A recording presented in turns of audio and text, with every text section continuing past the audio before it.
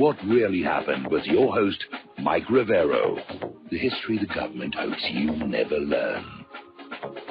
Here is your host, Michael Rivero. And aloha, America. Welcome to our show today. It's Tuesday, January 9th, 2018 here, getting into the week, and we have got a lot of stuff to talk about today. Okay, let's deal with this Oprah thing because everybody went ballistic when NBC, following Oprah's 9-minute speech at the Golden Globes, and NBC said she could run for president, and everybody was saying, huzzah, huzzah. A lot of people came down on that suggestion, including Rush Limbaugh. Sean Spicer basically came on out and said Oprah Winfrey does not have the political experience to be president. Donald Trump came on out and said he likes Oprah. He was on her show, but he could easily defeat her in 2020, which I think that's accurate. But let's get this over and done with because apparently Oprah Winfrey has issued a statement through an intermediary that no, she has no plans of running for president in 2020. So that is over and done with. Just the idea of somebody like Oprah, and Oprah's great at what she does, but the idea of her crossing over to be president, that was a little bit absurd in the extreme. In the extreme. Now, something happened just a little while ago this morning. Dianne Feinstein has released the transcript of the testimony taken from the founder of Fusion GPS, and Chairman Grassley is just furious with what's going on.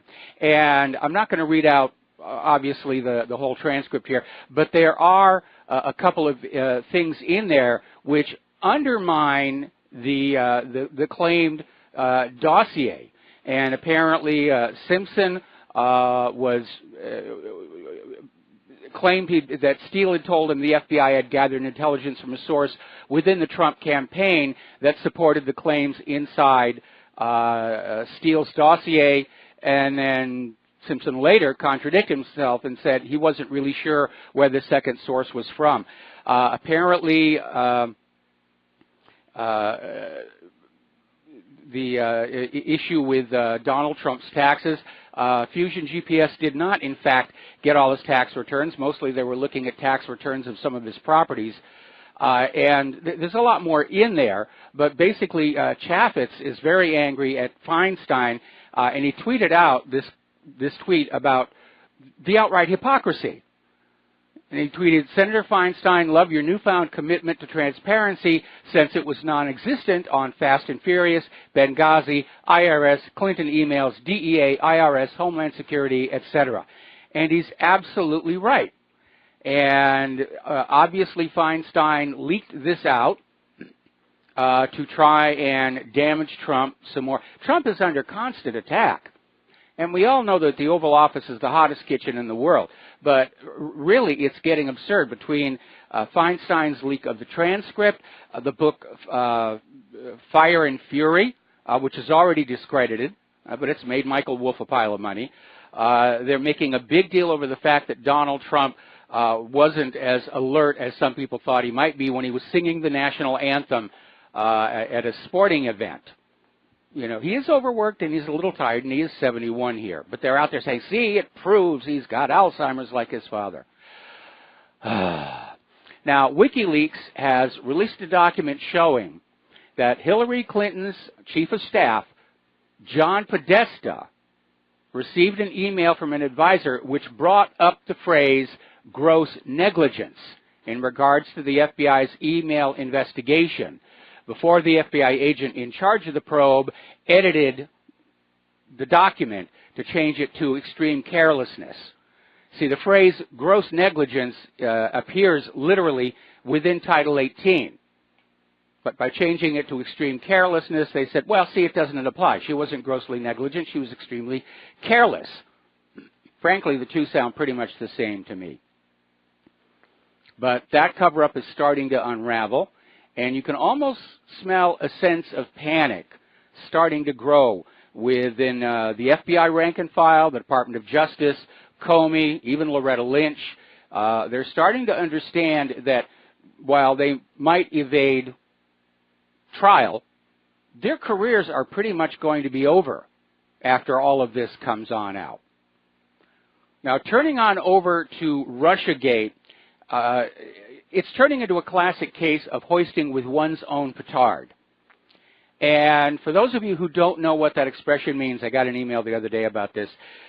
During medieval combat, when Marco Polo had brought gunpowder back from China, they tried to develop weapons with it, and before they were able to produce actual gun barrels and cannonballs, they had a weapon called a petard. It was a breaching weapon, and basically it was a large metal bowl, very often a captured bell from the local church, and it would be loaded up with gunpowder and a fuse, and it would be hoisted on a crane so that the mouth of the bell was against the gates of the city you were trying to enter.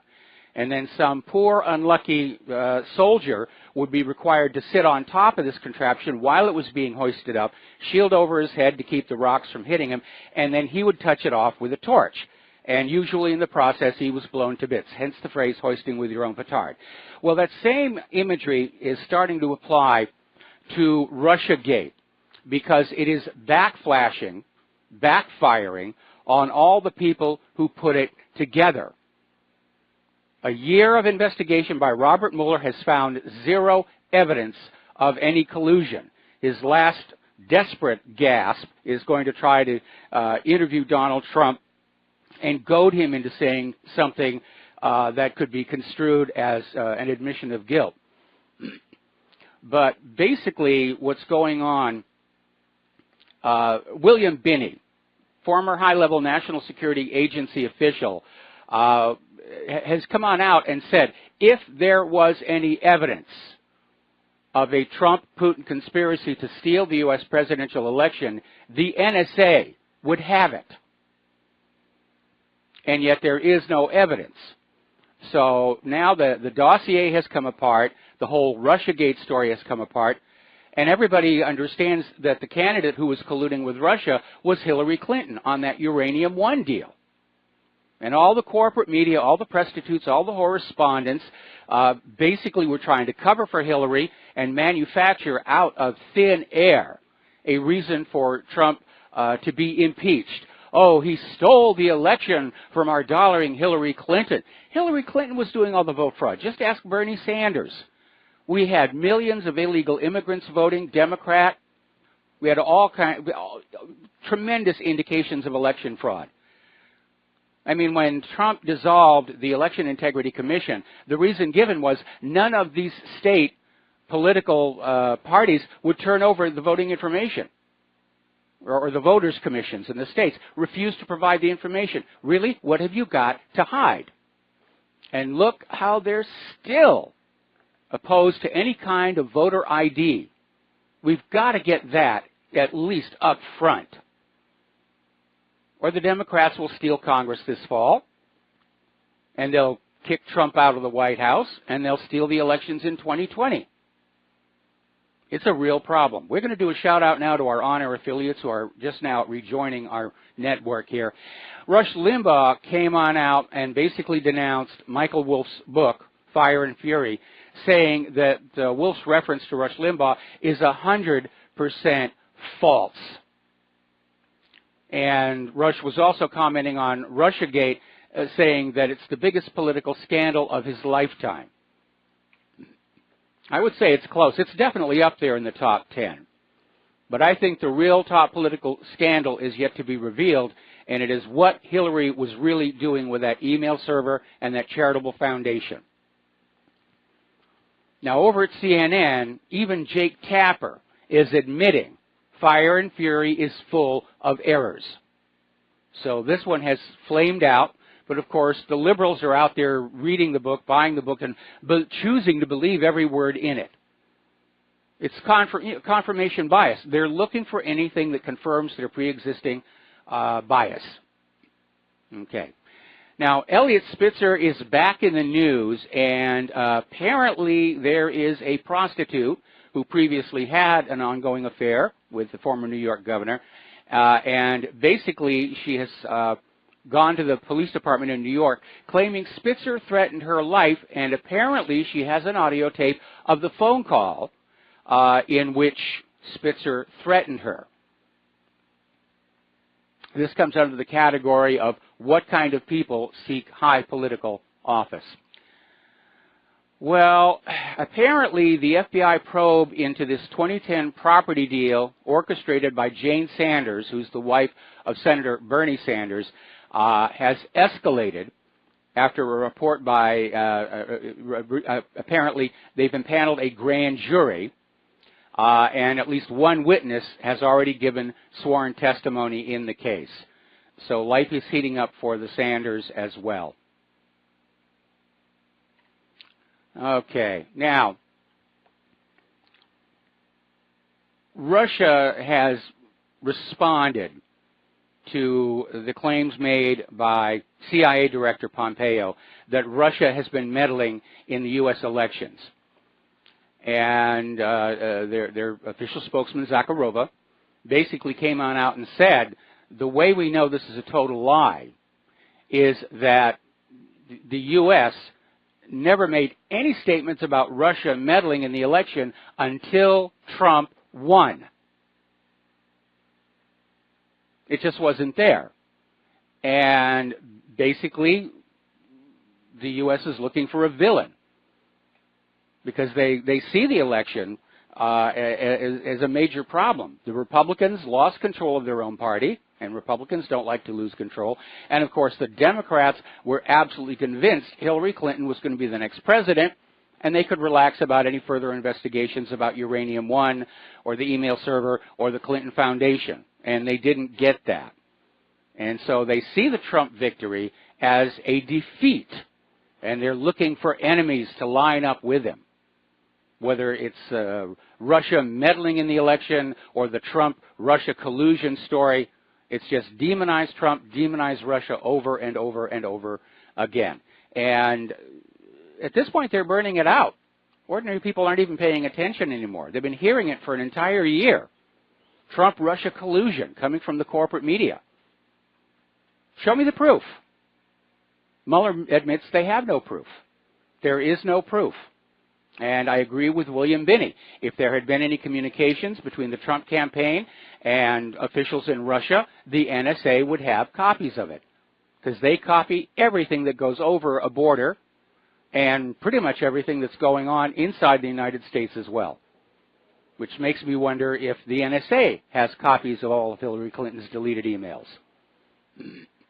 Now, for those of you living out in Arizona, a little bit of good news. Sheriff Joe Arpaio is running for the Senate, and he's going to be running in the fall election.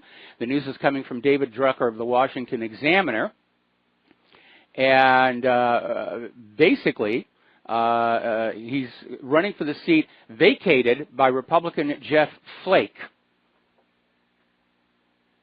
So, those of you in Arizona, Joe strikes me as a good guy. Maybe they all started as good people, and they get to Washington, D.C., and there's something in the water that turns them into these monsters. I'm not sure. We'll see. All right, we're going to talk about the war zones now because there's a lot going on out there. Over in Syria, somebody launched a major coordinated drone attack against one of the Russian bases. And apparently the drones, for the most part, were intercepted by missiles. 3 of them were hijacked electronically and brought down. So they're going to be able to take the drones apart and see where they originated. But it does represent a major escalation in terms of the weaponry available to the U.S.-backed Syrian rebels. Now, on January 8th and 9th, government forces recaptured all these villages. And, yeah, they're doing great over there. They're doing really, really good. Now, getting on back to the drone attack. It was a first-of-its-kind attack, multiple drones at the same time. And Russian military experts are analyzing the drones. And apparently the drones were not of a nature to normally carry weapons. So they had improvised explosives attached to them. These may have been modified reconnaissance drones. But apparently there was a total of 13 that were launched from at least 50 kilometers away. So that's really heating up over there. Now, the Syrian army is reporting that Israel staged a missile attack on greater Damascus. Israel attacked targets near the war-torn nation's capital with jets and ground-to-ground missiles earlier today, causing damage. Now, over in Turkey, as you know, following the failed 2016 coup attempt against Erdogan, Erdogan declared a state of emergency, which, among other things, allows Erdogan and his cabinet to just write new laws and bypass the parliament, and, of course, to limit rights and freedoms and civil protections. About 50,000 people have been arrested since the state of emergency began. 150,000 have lost their jobs in the military, public, and private sectors. The state of emergency was due to expire about now. Erdogan has extended it for another 3 months. Now, over in Iran, their Deputy Foreign Minister, Abbas Araghchi, has basically said the world has to get ready for the United States to withdraw from the P5+1 nuclear deal. And the Deputy Foreign Minister made these remarks in an address to the second panel of Tehran Security Conference on Monday. And, of course, everybody in Iran is speculating about Donald Trump's likely withdrawal from the nuclear agreement. And he's made a lot of comments recently. The word that we're getting out of the White House is that he will not recertify the deal the next time it comes due. And so all this attention on Iran. Oh, Iran is this and Iran is that. They've been screaming about Iran being weeks away from nuclear weapons for the last 30 years. But Iran's real crime, according to this article that came out of Counterpunch, it won't bow down. It won't bow down and do what the United States and Israel tell it to do. That's the real issue. They won't accept private central banking. They want to sell their oil for a currency they choose. They just want to live their lives and be left alone. And that's the real issue right there. They've got a very large country, a good population. It's very comfortable there. And they represent a political power in the Middle East that rivals that of Israel and of Saudi Arabia. And Saudi Arabia and Israel, even though there are no formal relations between the two countries, appear to be cooperating to bring more pressure to bear on Iran. Now, I would have a word of advice for our Saudi friends. If you help Israel remove Iran as a political influence in the region, don't you understand Israel will then turn on you and remove you as a political influence in the region? It's amazing how short-sighted some leaders can actually be in their thinking. Now, Norman Finkelstein has a new book out, Gaza, An Inquest into Martyrdom, and he's being interviewed about the book. And one of the comments that he made is that Israeli propagandists have wildly exaggerated Hamas' arsenal and threat, and they're also exaggerating the effectiveness of the Iron Dome missile defense system, which we already know because of how many of those missiles they have to fire off to hit just one of those bottle rockets coming in from Gaza. Weapons makers always overstate the capability of weapons, and the governments that pay so much money for them always overstate the effectiveness. We saw that in the Iraq War with the Patriot missile. We've got to take a break for commercials, and we'll be right back. Once again, if you would like to support Republic Broadcasting, pardon me, still on the tail end of this bug that I've been dealing with, the postal address to send a check or money order is Republic Broadcasting Network, 2251 Double Creek Drive, number 302, Round Rock, Texas, 78664. If you want to phone in and become a recurring subscriber to Republic Broadcasting, the number is 800-724-2719, extension 03. All right, so we were talking about how Norman Finkelstein is saying in his book and in his interviews that Hamas' threat is being exaggerated greatly by Israeli propagandists, along with the effectiveness of the Iron Dome missile defense system. Now, the Iron Dome is a ground-to-air interceptor system whose development was in part financed by the American taxpayer.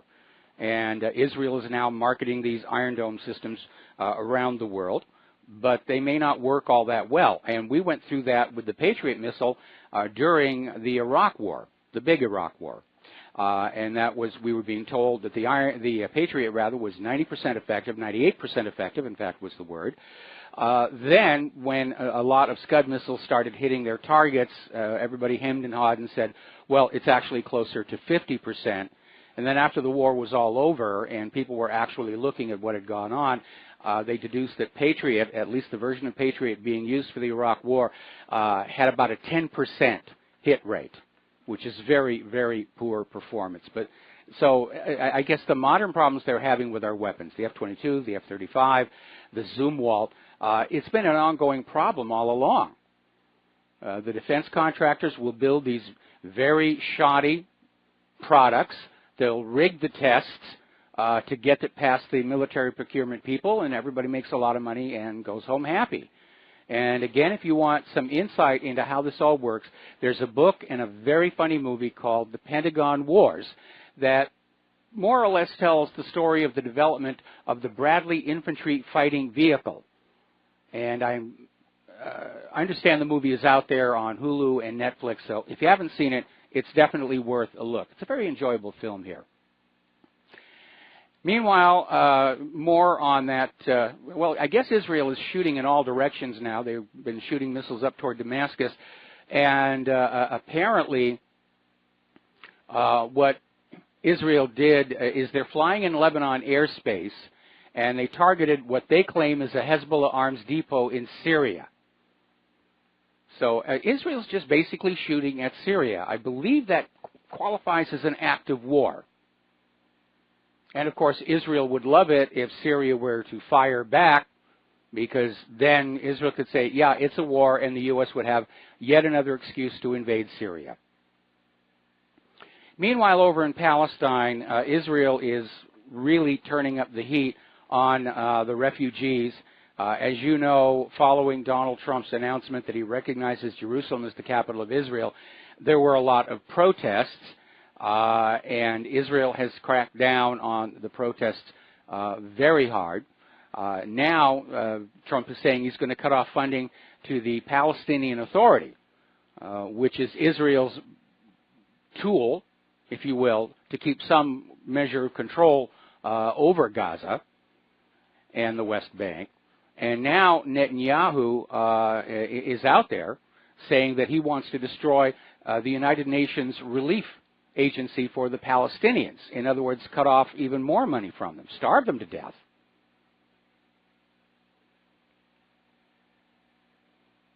Now, the good news is that apparently Israel is going to turn the electricity back on full time, because that did not go over well in the international community. Now, we all remember the former government of South Africa, the apartheid regime, and the abuses that they had. And as world protests against apartheid began to mount, South Africa published a blacklist of organizations that would not be allowed into South Africa because they were just there to try and take photos and videos of the living conditions of the black population and just stir up trouble. Well, Israel has now copied that model. Israel and the former government of South Africa were very close. In fact, Israel almost sold the former government of South Africa a nuclear weapon. That documentation surfaced after the former government fell. But Israel has now issued a blacklist of organizations that will not be allowed into Israel, let alone Palestine, because of their support for the boycott, divestment, and sanctions movement. And what's really ironic is that on this list is the American Friends Service Committee, AFSC. Was founded 101 years ago.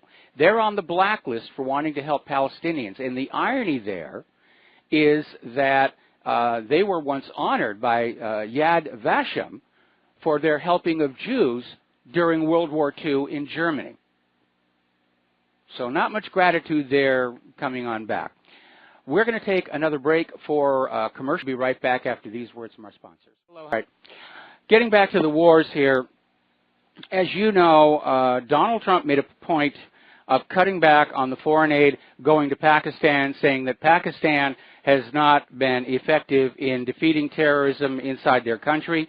And Pakistan, of course, is very upset over that, saying that responding to Trump's comment about lies and deceit in exchange for that $33 billion. But there may be something else going on here, and we have to take a careful look. If you think back to the run-up to the war in, well, let's just take Iraq. There have been so many. We saw the same kind of antagonistic steps taking place. Just a push here, a push there. And so I think we have to wonder, is there now a plan to foment a regime change in Pakistan now? Are they getting ready to basically go on in? Which is rather amazing when you realize we can't handle the wars we've already got. They're not going well at all. And they're going to start another one? It's amazing. All right, let's talk about Korea. Now, obviously everybody is delighted that the tone between North and South Korea itself appears to be softening. And that is a good thing. They've had some talks over the hotlines. They're going to have a face-to-face meeting, imminently, in fact. The U.S. announced they were not going to conduct any more drills with Japan or North Korea until after the Olympics, which are next month. And North Korea is going to be sending Olympic athletes, which is great. It looks really good. There's only one small wrinkle, and that is that the United States just deployed an aircraft carrier group, the USS Carl Vinson, and it's heading out to the Western Pacific to basically just hang off the Korean Peninsula. So it's a mixed message. We're not going to have any drills, but the weapons are still sitting there just in case. Now, there's an article that appeared in Sputnik News which raises another possible explanation for the last 17 years of militant action. And again, wars are never fought for just one reason. Assassinations are never carried out for one reason. There are always a group of overlapping interests and agendas. And when they overlap over war or assassination, that's when it happens. But Sputnik News is putting out the possibility that one of the reasons, and possibly a major reason, for all of the U.S. Stirring up trouble all over the globe is simply to increase U.S. arms sales. And apparently the White House is getting ready to release a new Buy America plan that will instruct U.S. military attachés and diplomats to more aggressively push foreign governments to buy American-made weapons. I imagine that Russia will instruct their diplomats to do the same. And considering the recent performance of American weapons, I don't know how well that's going to work out. Now, speaking of America's weapons and problems thereof, apparently over at Peterson Air Force Base there is an evolving problem where a lot of the people who work there keep coming down with cancer. Not once, not twice, but like 3 times. And apparently concern is being raised that some of the fire suppression foam being used contains chemicals that are causing cancers and also, when released into the environment, result in underweight births. Now, the fact is that military bases are not always all that careful about environmental concerns, and a lot of that goes back to a lawsuit. You've probably heard about Area 51. For the longest time, it was top secret. The American people didn't even know it existed out there in the Nevada desert. And the staff who worked there would fly out of Las Vegas Airport on a privately owned airline, and they would work on the top secret projects there. And in the process, they got exposed to some very toxic, dangerous chemicals, and one of the workers there died as a result of that exposure. And his family sued. The government tried to come on in and say, you can't sue us, we're the government. But eventually they got to court. And it was in that court case that the existence of Area 51 first became public knowledge. Of course, the Russians had known it was there all along. All right, let's talk about the economic news a little bit. Everyone's still talking about Bitcoin, cryptocurrencies in general. And a lot of people are worried about the soaring Bitcoin. Has it become a bubble? And maybe it is, maybe it isn't. My concern with all of the cryptocurrencies is that, like the Federal Reserve note, there's no commodity base under it to support it if things start to turn bad. So there's this article over in Zero Hedge saying that Bitcoin isn't the bubble, the global financial system is. And they are absolutely correct. With all the market manipulation of the stock market, the bond market, it is bubbled up. More about that when we come back from these words from our sponsor. Hi, America. Welcome back to the show here. And breaking news, Steve Bannon is stepping down as chairman of Breitbart. And apparently it's all over the comments that he was quoted as saying in that book, Fire and Fury. I still can't figure out how that came about. Steve Bannon, as a media person, he knows there's no such thing as off the record. It just does not happen. And so I'm very curious, was he drunk, stoned? But apparently he's acknowledged he actually did say those things. That was very, very reckless. Okay, we're getting word that the meeting between the North Korean and South Korean negotiators is ongoing. It's taking place at what's called the Peace House in the Joint Security Area, Panmunjom, the Truce Village. And it's basically the only place along the DMZ where North and South Korea actually come together. And it's sort of a no man's zone, a checkpoint Charlie kind of thing where everybody can get together. So that's looking better and better it's looking better and better over there. Okay. Now there's another cryptocurrency out there, and it's called FM tokens. And it was specifically set up as a means for paying for online chats with porn performers. And apparently, Monday, the investors are starting to look for the company's CEO, and apparently the CEO has just vanished with all their money. And, of course, the tokens were not promised. So you've got to be careful. We're in an age of massive fraud, not just by the government, by money junkies. And you've got to be careful. Of course, anybody with an email account knows how much scam and fraud and abuse there is going about right now. Now, for everybody who says that they think or they believe the economy is improving, the reality is going the other way. Chapter 11 filings are soaring. C&I lending growth has stalled.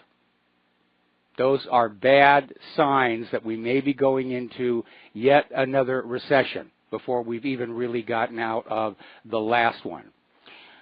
Now, Gail Tverberg is out there talking about a coming depression in energy and basically says it is a simple issue to understand.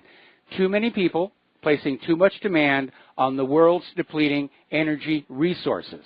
And the cost of energy is rising, and the war fever is not helping that at all. Now, one of the things that we might get out of a revitalized space program is more efficient electronics, so that your appliances, your computers, and so forth use less electricity. If you're using less electricity, demand goes down. The other side of it, of course, is maybe it is time to mount a Manhattan Project-sized operation to develop new sources of energy, new sources of electricity primarily. We know that something was going on with cold fusion, not exactly sure what. China has made great strides in the area of hot fusion.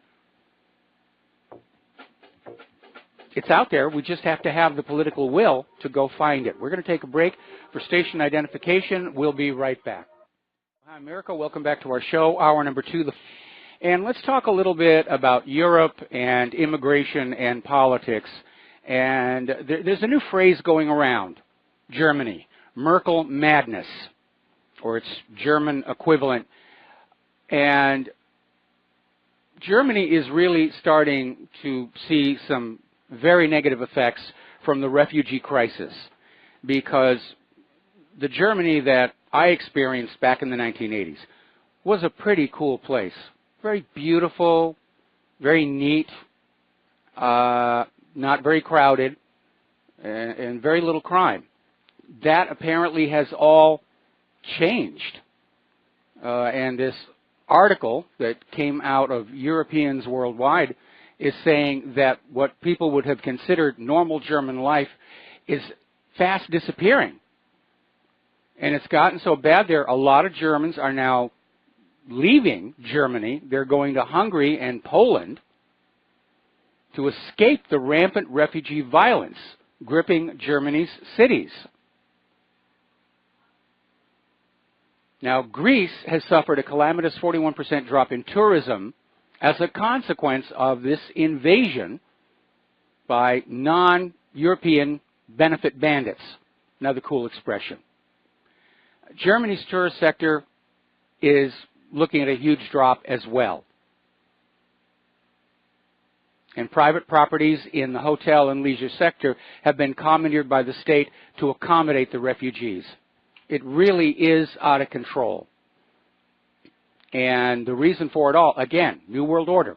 One world government, one world private central bank, and get everybody confused about who they are, so that there's no more group of Germans over here and no more group of French over there. And by the way, it's not going to work. And we learned that from the immigration era in the United States, where people were coming to the United States, they were coming through Ellis Island, they were checked for diseases, they were checked for criminal records, and they were let into the country, and it was expected they would integrate with the society, which they tended to do. But they still formed their own little enclaves, Little Italy, Chinatown, Koreatown, that sort of thing. And these refugees in Europe and the United States are doing the same thing. You can't just blur people together like that and expect it to work. Contrary to what a lot of the globalists think, we are not sheep, and we want the freedom to choose who we associate with. And we're most comfortable associating with people that we grew up with, who have the same sets of values, who think the same way that we do, who know the same history that we do. Now, yesterday we reported on how Theresa May is looking to shuffle her cabinet, and some people are going to be replaced, others are being moved around. It's already starting to go cattywampus. Jeremy Hunt refuses to change his job. He wants to stay where he is. And Putney, member of Parliament, has quit the government rather than move. So Theresa May is in trouble over there. All this chaos going on from all this empire building here. Now, as you know, Benjamin Netanyahu is facing corruption charges in Israel, and he's trying to hold them off by political means, by a special law that was passed by the Knesset. But the public pressure from the Israelis is growing that something has to be done. They don't like corrupt rulers any more than Americans do. And so there is a huge pressure building up right now, and it's been exacerbated by Netanyahu's son, who apparently didn't understand that silence is golden. And apparently Yair Netanyahu tells the son of an Israeli gas tycoon that his father, Benjamin, pushed that controversial gas deal in Parliament in favor of the father in 2015. Apparently this was recorded outside a strip club, And the audio track of the video has been aired on local news in Israel. And so basically here what you have is the son of Benjamin Netanyahu admitting the corruption took place. I would certainly hate to be at the dinner table in that house that night. I don't agree that there has been a deliberate plan intending to reduce the European culture in the United States. I think the motives for open border immigration are a cheap labor force, and today, of course, it's part of that new world order destroying the national identity of the entire country, destroying the regional identity, the historical identity, the cultural identity. Just blur it all together to make us easier to control. We're going to do a shout out now to our honor affiliates who are just now rejoining our network. Now, Donald Trump has apparently signed a bill to make Martin Luther King's birthplace a national park. And he signed this on Air Force One, and Alveda King, Martin Luther King's niece, was in attendance for it. So they're basically going to use this bill. It will include the Martin Luther King National Historic Site. It will also include the Prince Hall Masonic Temple, the former site of the Southern Christian Leadership Conferences, where the civil rights movement really began back in the 1960s. Now this story, again, the kind of people drawn to power. There was, I mean, he still is, but he was the chief of police for the small western town of Leechburg, Pennsylvania. 40-year-old man was arrested after arranging a sexual tryst with what he thought was a 14-year-old girl. Now, the teenager was actually an undercover officer from the Pennsylvania Bureau of Criminal Investigations. And Michael Diebold was charged with 2 first-degree felonies, unlawful contact with a minor, and criminal attempt to commit involuntary deviant sexual intercourse. And he's in jail on a $500,000 bond. His lawyer says he's going to plead not guilty at his bail hearing. Unfortunately, this guy has a wife and a family, and they have just been destroyed by all this. Apparently, they had no idea that this guy was behaving this way. So, okay. And here's another one, and I hate stories like this. Apparently, a man who worked at a school and coached track has pled guilty to sexually abusing 42 underage boys. The problem is this man is HIV positive, and he knows he was HIV positive. Talk about a complete lack of a sense of responsibility. You know, when AIDS first came to the United States, there was this Canadian flight attendant, Gaitan, I think was his name. And he knew he had the illness, but every city that he had a layover in, he'd go down to the local bathhouse and meet somebody and have sex. And this one guy, he was the patient zero. This one guy, it just spread it literally all over Canada and the United States of America. I hope that there's a law someplace saying that if you are carrying a deadly disease and you knowingly and willingly infect somebody else with it, that's tantamount to manslaughter. Bye.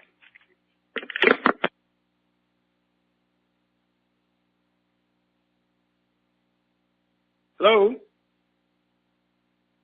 Hello? Oh, we're still on the air. My mistake. We changed the clock recently, and we're still on the air. And now we're coming up on the commercial break here.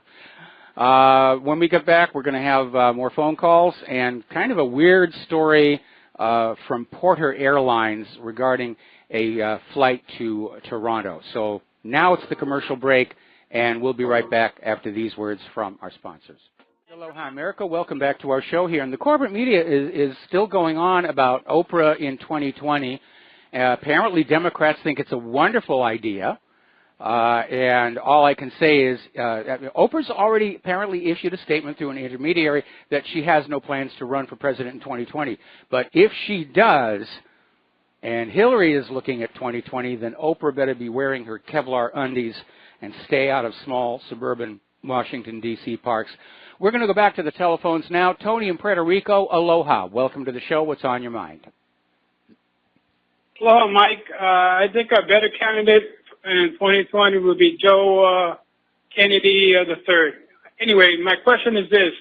Yes, first of all, I'm happy to know that Claire's doing well. Yes. Very, very happy about that. Thank you. And I was watching, I was watching your program yesterday. You mentioned about they expand NASA, NASA. Yes. The technology will help the economy. But my question is this. If the petrodollar goes down the drain, what would happen to the American economy? Well, right now, much of the American economy is dependent on revenue generated by other countries using our dollar to trade across borders, because those dollars are accruing interest that must eventually be repaid. If there is no more foreign demand for U.S. dollars, and we're not just talking the petrodollar, but any dollars at all for corn or wheat or grain or anything, then the U.S. economy becomes totally dependent on U.S. manufacturing and exports to other countries and U.S. agriculture exporting to other countries. And those are two areas that have been allowed to decline. Our manufacturing has been declining in quantity and quality since the 1980s. And nobody wants our agricultural produce because of the GMO problem. So you can see they're stuck in a bit of a corner here. And the only way we're going to bring manufacturing back is we're going to have to leapfrog ahead into new technology, because our business leaders in the last couple of decades very foolishly just licensed off all of our technology to other countries to be manufactured.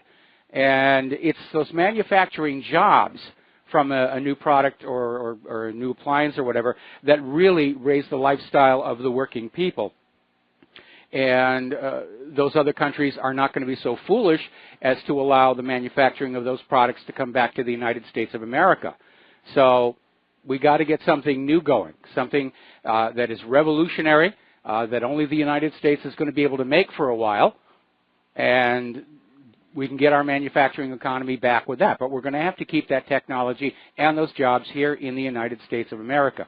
What they're going to do about the GMO problem, I have no idea, because of how long that pollen can survive in the wild.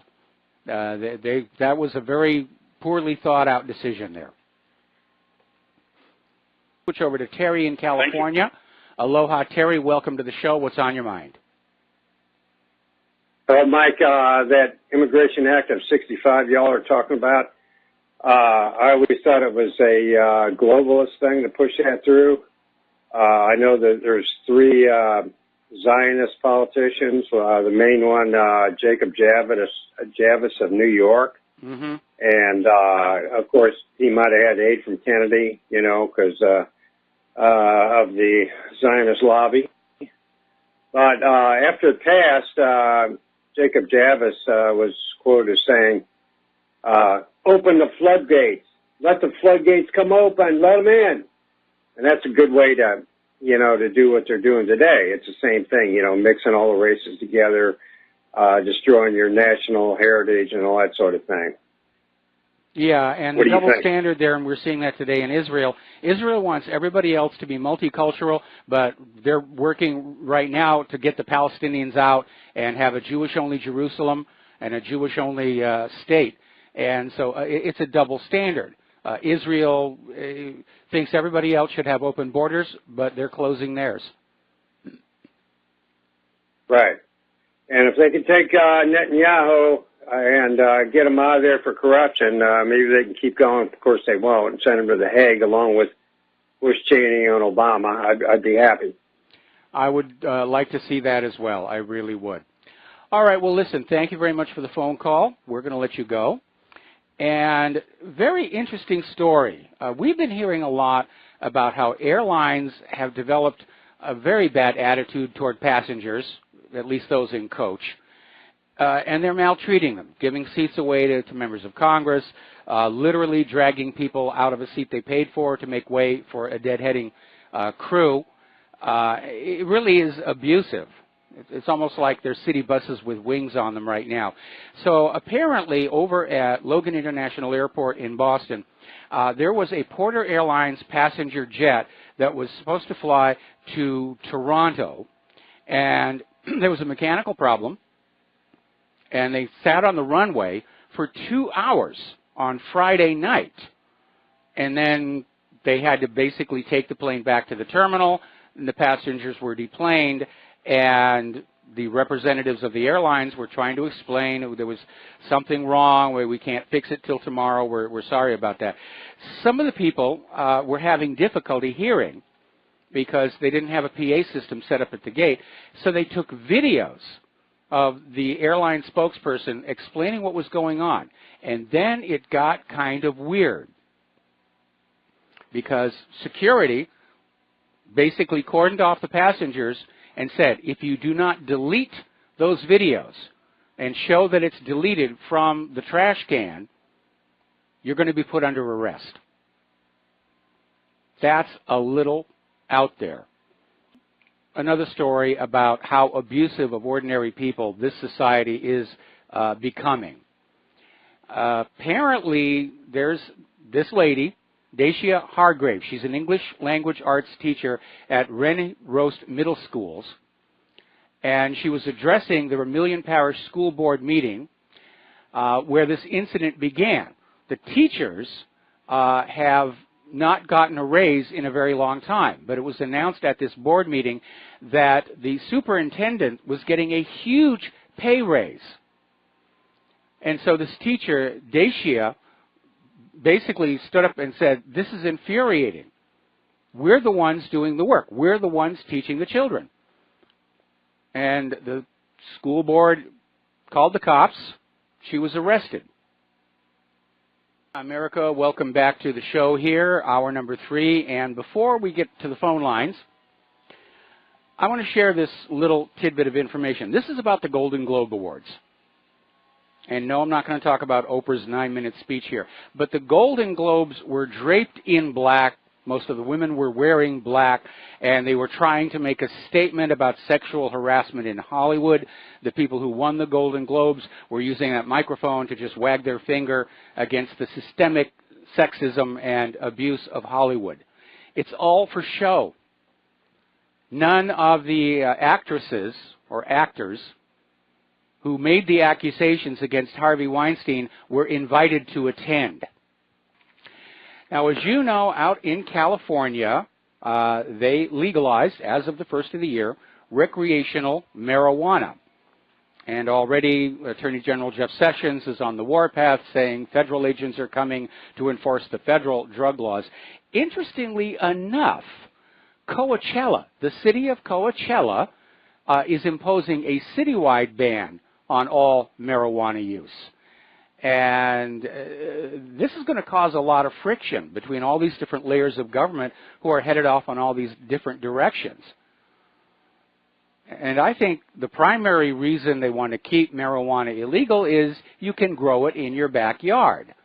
And if you're puffing on something you've grown yourself, then you're not going down to that liquor store, or you're not going down to the smoke shop and giving your money to some large corporation. I think that's the motive right there, because it's already been established that marijuana is far less harmful than tobacco or alcohol.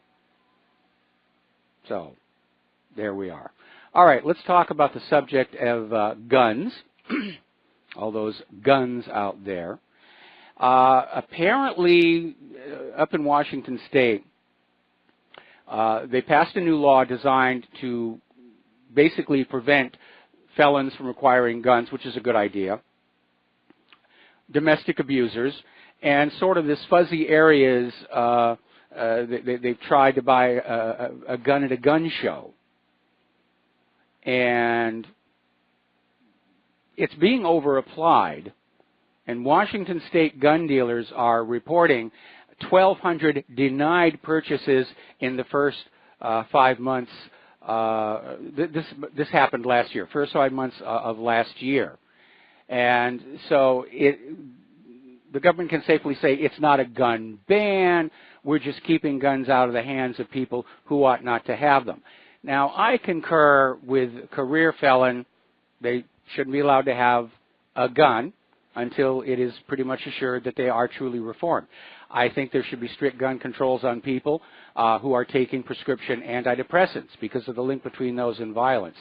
But, you know, this idea of one count of domestic abuse resulting in the loss of your gun rights, that I think is a little overkill, because pretty much every marriage has a rough spot where things can get violent.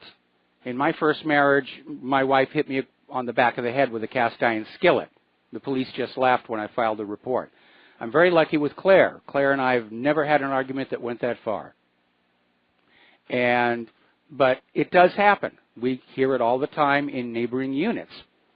If it's just once or twice, I don't think it justifies depriving somebody of their Second Amendment rights. Now, apparently, Democrat gun grabbers demanded a study into the sale of guns online. They spent 2 years attempting to buy illegal guns on the so-called dark web, and they failed every single time. It's not a real problem. It's just something they like to scream. You can get guns on the dark web. Nope, can't. Doesn't really happen. All right, let's talk about science and health here now. One of the areas that people really need to be careful about dealing with medical care, the medical establishment, is that obviously you're in this suite of offices and a waiting room with a lot of other people who are sick, and they may be sick with something that is different from what you're dealing with, which can then pile on there. So you have to be very, very careful. Last time I took Claire over to the doctor, half of everybody in the waiting room were wearing facial masks. But apparently there is a big problem with inadequate protocols in nursing homes, where basic steps that would prevent infections, washing hands, isolating contagious patients, keeping ill nurses, ill practitioners from coming to work, they're ignored in nursing homes. And it's endangering the residents and the staff and spreading hazardous germs. Now, Kaiser Health News did an analysis of 4 years of federal inspection records showing 74% of nursing homes have been cited for lapses in infection control, more than for any other type of health violation. In California, health inspectors have cited all but 133 of the state's 1,251 homes. Here's the problem. Outside of the citation, nothing gets done. Staff aren't fired. Nursing homes aren't penalized. I guess the attitude is, well, these are a bunch of old people anyway. They're not going to be around much longer. We just don't have to be all that careful. And I don't want to turn all of my listeners here into a bunch of germophobes, but there's a lot of stuff out there, like this current flu. So you got to be a little bit careful. All right, let's talk about human-caused global warming. The Arctic has come to Massachusetts. Ocean Bay is completely frozen over. This is just the third time in the last 80 years that this has happened. They're reporting heavy snowfall in China. 21 people have died because of the heavy snowfall. Apparently it's snowing so hard it's actually damaging houses. It's damaging power facilities.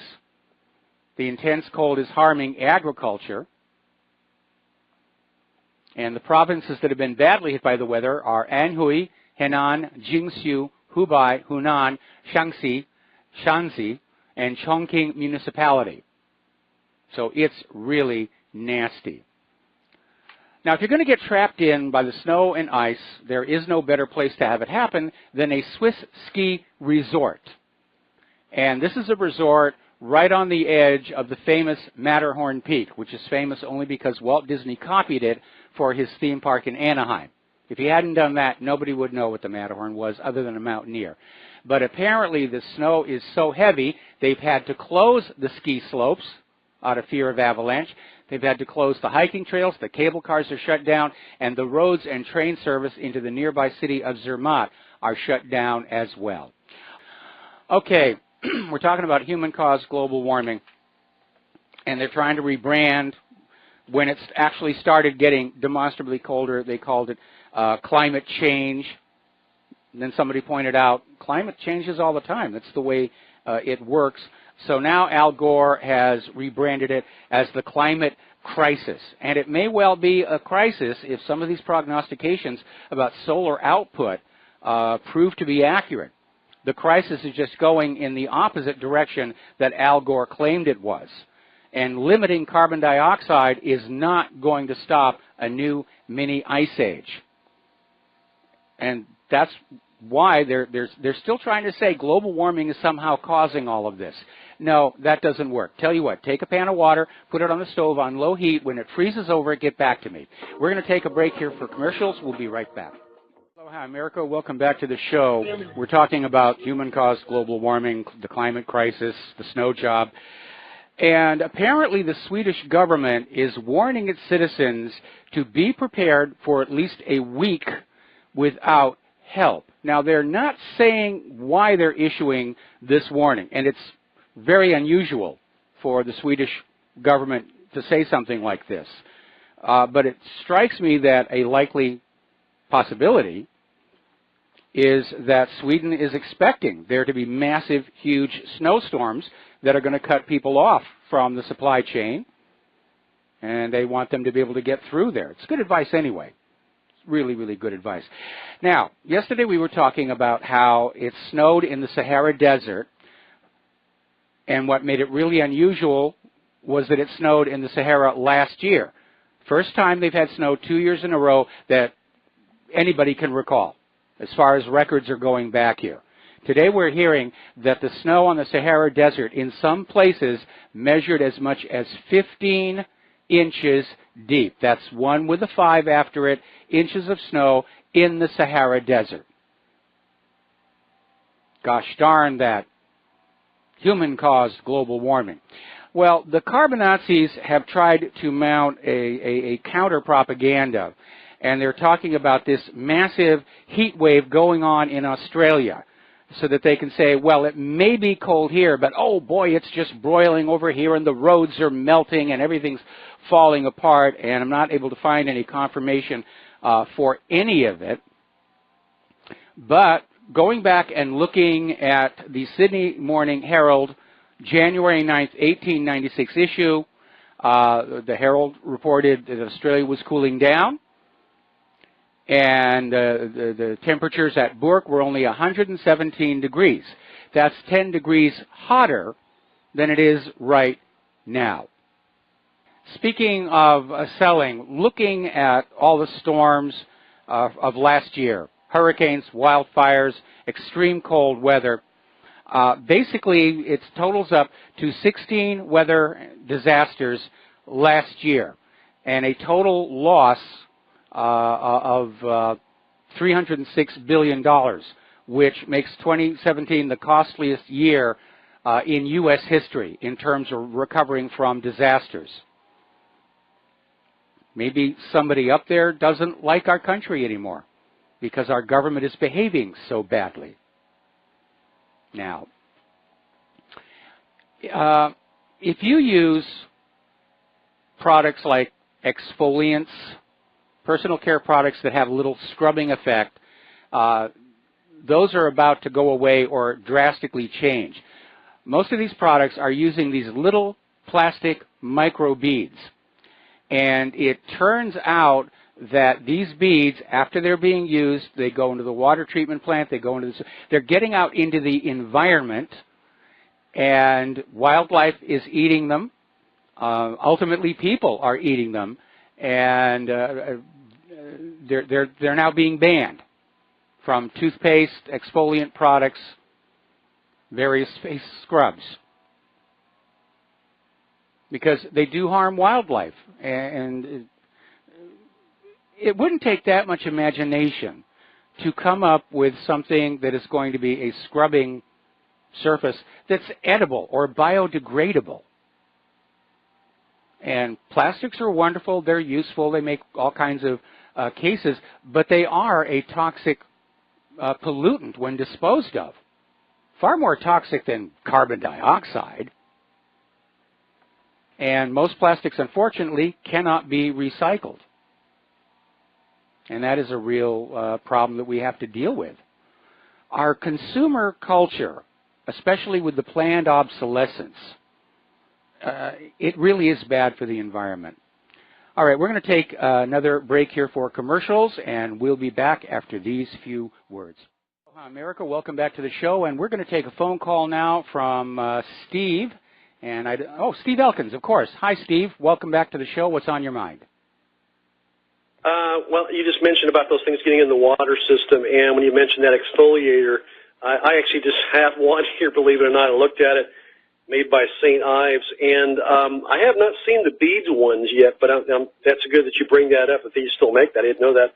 But mine says walnut shell is being used nowadays, and I know when I worked in the wine industry, we used to skim off the grape seeds. The grape seeds would be crushed up and put into these exfoliator lotions and things like that. So to let you know, there's one out there on the market that has walnut seeds, walnut shell. Yeah, I think I've seen the walnut shell, ground up walnut shell scrubbing material in one of Claire's products here.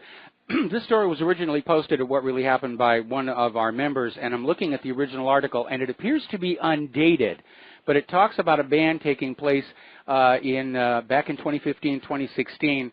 So the problem may have already become moot at this point. But we do have to pay a lot of attention to what they're putting in products, especially new products with new functions. They'll put in there whatever works, and then somewhere down the road, somebody figures out that it's causing harm. Oh, well, gee, we're sorry, we'll change to something else. Well, I'm still waiting for the first public service announcement by the government telling you not to flush your medications, your old medications down the toilet. I get so irritated when I hear people still doing this, and you do have to look around a little bit, but some of your pharmacies will take these medications off your hand, and they'll destroy them in the right way, but people are still flushing medications down the toilet, and I don't have a clue of why our government tells us they care about our water, the EPA, and nobody is addressing this issue. I have yet, like I said, to see a public service announcement to say, don't do this, find these facilities, we'll help you find a facility to destroy these meds. It's crazy. That's a very good suggestion here, and it is a major problem because people, especially of fragile health, if they get even a tiny dose of a totally inappropriate medication from their tap water, it could cause them a great deal of harm. Now, yes, for going from here to the water treatment plant and back, it's going to get mixed in pretty much all over the city, but it's still going to be an issue, and it is dangerous. And, yeah, there has to be a better way of destroying some of these medications. No, we've seen a lot more violence and a lot of more psychiatric stuff. It makes you wonder about if some of that SSRI stuff is not getting filtered out in our treatment plants. The treatment plants aren't set up to filter out chemicals. They'll fill out the nasty stuff, but they're not set up to block pharmaceutical chemicals. They're not designed to do that at all. Right. Hey, last thing I'll leave you with, you are correct. Hillary will never allow Oprah Winfrey to take the Oval Office. That'll never happen. Yes. Never happen. I'm surprised that nobody took a shot at Trump during the general campaign, but he had really good security, and I hope he keeps his good security as well. Hey, thanks, Michael. Appreciate it. Thanks an awful lot, and I'm getting emails. Coconut oil mixed with any sugar makes a good all-natural face scrub, unless you're diabetic here. Let's get back to the world of computers. Apparently, security researchers have discovered a set of zero-day vulnerabilities within the Dell EMC Data Protection Suite family products that allow attackers to fully hijack systems. Now, it's one thing to find an opening in the computer, but when it's in the part of the computer that's actually supposed to be protecting your data, that's very worrisome. Now, I got an email from somebody saying they don't understand what a 0-day vulnerability means. That means it's only just been discovered, and we're at day 0. And the idea is that somebody who's put out that vulnerability or using that vulnerability, they're going to have a window of time where they can do mischief with it until the computer and software companies issue yet another patch here. So apparently, getting on back to Dell, actually by Digital Defense was the company that found it, their vulnerability research team stumbled across a set of severe vulnerabilities that allow attackers to compromise products including Dell EMC Avamar Server, Network or Virtual Edition, and Integrated Data Protection Appliance. There are just too many of these out there. And we know that the NSA has backdoored computers in the past. Windows NT had the NSA key. I think what they're finding, especially these CPU chips, which all seem to have the same problem, the same exploit. I think these are backdoors ordered by the government. Or in the case of Intel, they're put in there by the Israeli government, because Intel has moved a lot of their operations to Israel. Now, they're having a lot of fun over at the Consumer Electronics Show. I've never actually been able to attend one myself. I certainly would like to at some point, because I like gadgets and I like toys here.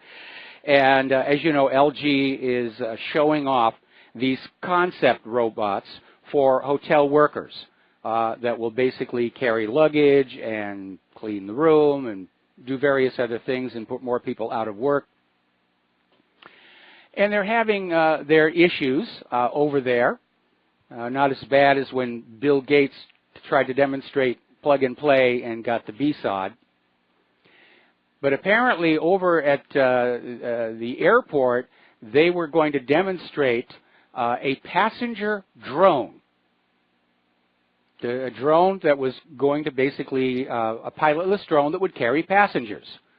And unfortunately, the Surefly passenger drone was grounded by a light drizzle. And so the company said, we're concerned over safety, we're not going to demonstrate this at this time.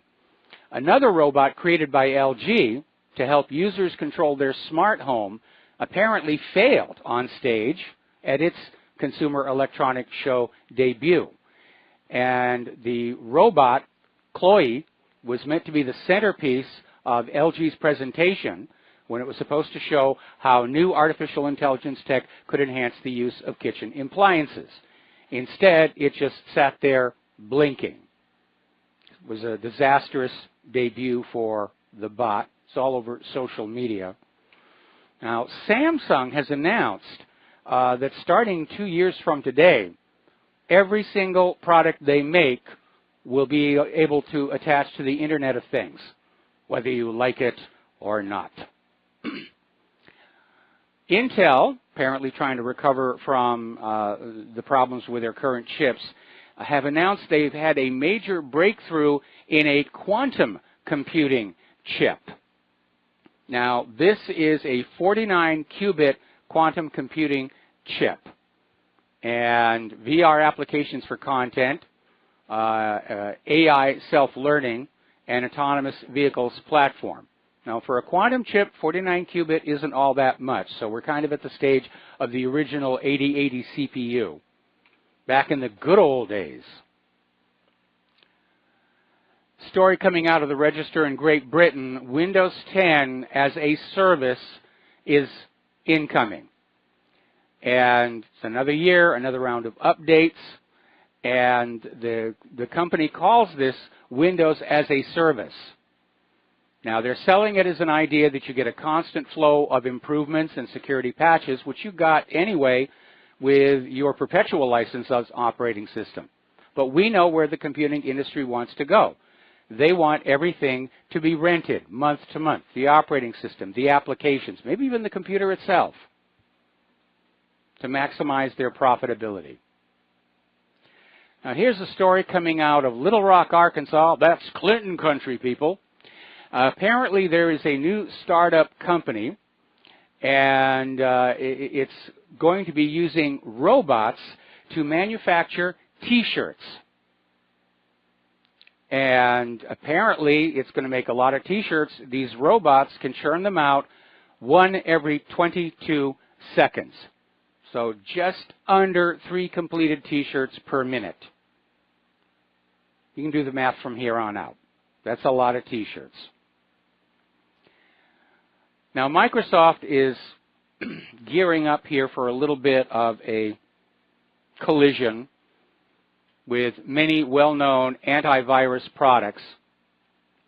And apparently, according to an update issued this week, Microsoft is saying Windows users will not receive the January 2018 patch, security updates, or any subsequent patch, Tuesday updates, unless the antivirus program they are using becomes compatible with the patches that have been issued for Windows Meltdown and Spectre. As you know, they've had some major issues with the patches that have already gone out. They are slowing machines down, including servers, which is a class of machine you don't want to slow down. Some older machines have been bricked. They literally will not restart, will not restore, will not reinstall the operating system. So they really messed this one up here. And it's reached the point where I'm thinking, I want to turn off all updates on the machine, because the danger from Microsoft appears to be greater than the danger from the cyber criminals.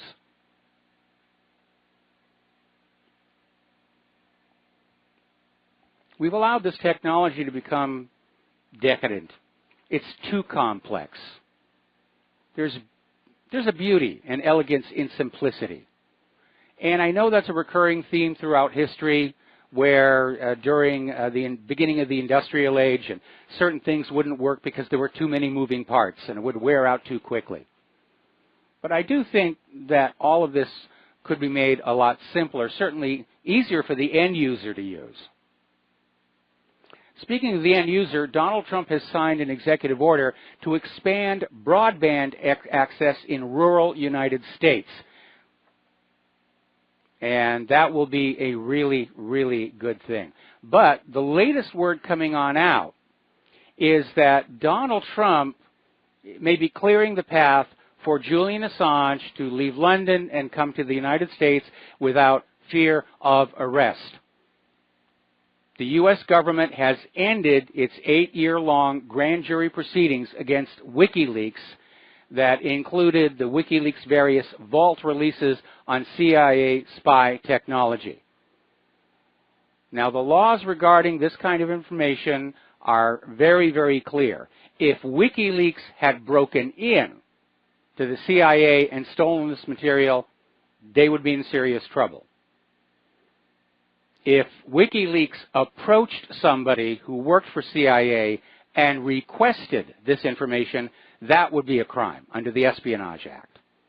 But if somebody just whistleblows and sends this material to WikiLeaks, WikiLeaks is in the clear, and they are protected by the First Amendment to publish the information. And we, the American people, do have a legitimate right to know how we are being spied on by the government in violation of that Fourth Amendment. Now, over in France, they have some very strict laws regarding planned obsolescence. That is, companies putting out products that are designed to fail in a short period of time so that you are then forced to buy another one over and over and over again. Like new cell phone every 3 years, new car every 5 years, so forth and so on. There's a wonderful documentary called Pyramids of Waste. It's also named The Light Bulb Conspiracy, that talks about this, how prevalent it is in the American culture. We just sort of accept it as the way things are supposed to be. And they're not. Prior to this deliberate planned obsolescence, American companies made products that were made to last a very long time, But that's all gone away because a product that doesn't break down or wear out is considered a business failure.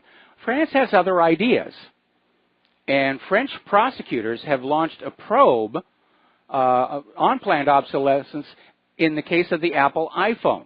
Under French law, it is a crime to intentionally shorten the lifespan of a product with the aim of making customers replace it.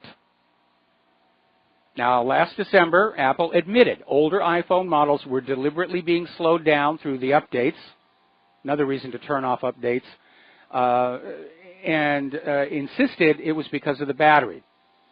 But apparently people aren't buying that. The French investigation is being handled by the Economy Ministry's Consumer Protection Agency. This follows a legal complaint filed last month by pro-consumer group Stop Planned Obsolescence. France is the third country to investigate Apple after Israel and the United States, but the only one in which the alleged offense is a crime. Penalties could include up to 5% of annual turnover, even a jail term. Now, SpaceX has had a little bit of a setback, maybe.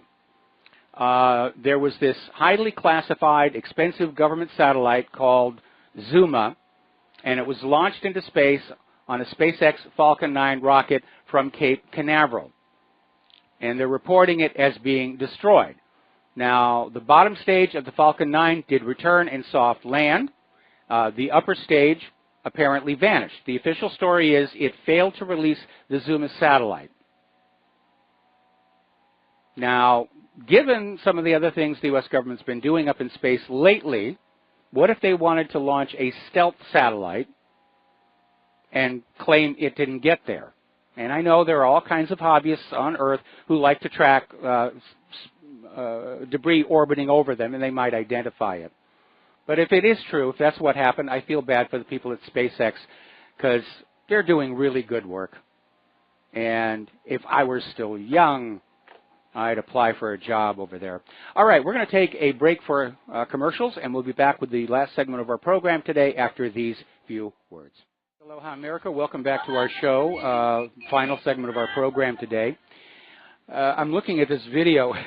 It's actually kind of fun here. Apparently in North Carolina, alligators are sticking their noses up through the ice to survive the freezing temperatures, trying to get a little warmth from the air. And it looks kind of funny to just see all this ice and then there's this little alligator snout sticking out. A lot of people have been writing in with their suggestions for exfoliant scrubs, sugar, salt, various other things as well. Speaking of sugar, apparently there's a sugar additive, trehalose, and it's a sugar that's added to a wide range of food products, and apparently it may have fueled the spread of 2 superbugs. And what we mean by a superbug is one that is very difficult to treat. There's no cure, they're antibiotic resistant, and so forth. So apparently this came out in the journal Nature, and it illustrates the unintended consequences of introducing otherwise harmless additives to the food supply. Well, obviously, it's not harmless. Now, over in Egypt, they've just passed an anti-atheism law, meaning if you are in Egypt and you are asked, what is your religion, you're going to have to name a religion. You know, pick one, just hit a little checkbox there. And a lot of people are very concerned that this is going to force many Egyptians to basically become liars. It's not an anti-atheism law, it's an anti-honesty law. And Egypt has gone the exact opposite direction as the original U.S. government. The original U.S. government didn't want to have anything to do with religion. That's why they had that provision in the First Amendment. Congress shall make no laws respecting an institution of religion. Everybody was free to worship as they saw fit, or if they didn't see fit, they were free to go play golf. So this is a bad law. This is a very bad law. I wonder if they're going to follow it up with mandatory weekly visits to a specific house of worship. Amazing. over in China, China's doing a lot of wonderful things here. They've just completed the world's longest sea bridge. It is 55 kilometers long. Took 6 years preparation, 8 years to build it. It links Hong Kong, Zhuhai, and Macau. And that is just amazing to consider. Bridges are beautiful if they're engineered correctly. Apparently, the Golden Gate Bridge just got itself a suicide net. They're just hanging it on out there, so no more suicides off the Golden Gate. Besides, that's what the Bay Bridge is for here. And finally, an interesting story. Archaeologists in India have found a 5,000-year-old rock painting that appeared to show some hunters and two bright objects in the sky. And they finally figured out this is a depiction of a supernova, the world's oldest. There's the music. Time for me to get on out of here.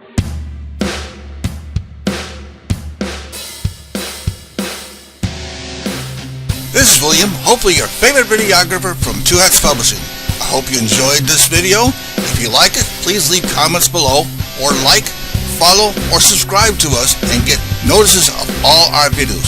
We love it, even when you call.